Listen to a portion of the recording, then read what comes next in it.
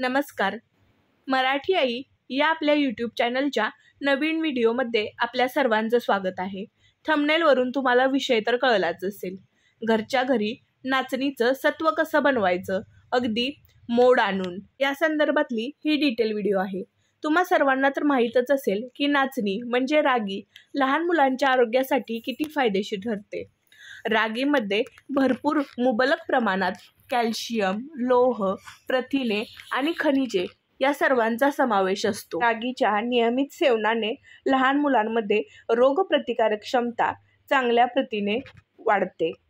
आता आपण घरीच नाचणीचं पीठ अगदी मोड आणून कसं बनवायचं, या पिठापासून तुम्ही नाचणीच्या भाकरी, इडली, डोसा, त्याचसोबत नाचणीचं सत्व, नाचणीचं खीर, नाचणीची सूप या सगळ्याच गोष्टी बनवू शकता.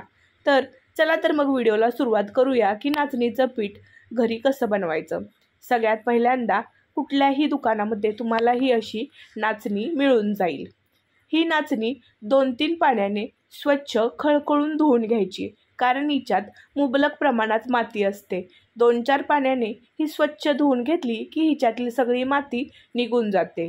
त्यामुळे चांगली ढवळून ही नाचणी 2-3 पाण्याने स्वच्छ धुवून घ्यावी. आता ही जी धुतलेली नाचणी आहे तिच्यामध्ये भरपूर असं पाणी ओतून ही नाचणी 8-9 तास आपल्याला भिजत ठेवायची आहे.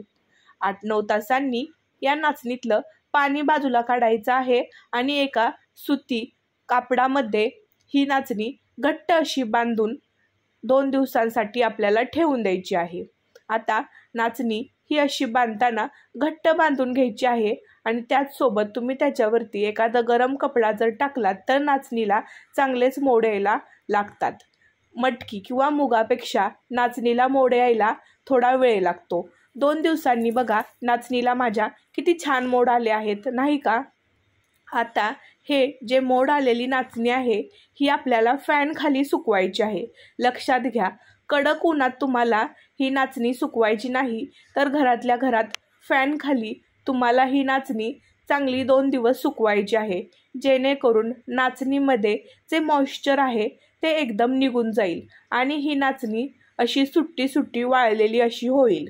आता 2 दिवसानंतर ही जी वाळलेली नाचणी आहे ती तुम्हाला एका खोल कढईमध्ये चांगली भाजून घ्यायची आहे. ही नाचणी खोल कढईमध्ये चांगली भाजून घेऊन तिच्यातलं पूर्ण मॉइश्चर निघून गेल्यानंतर आपल्याला ही जी नाचणी आहे ही गिरणीमधून दळून आणायची आहे.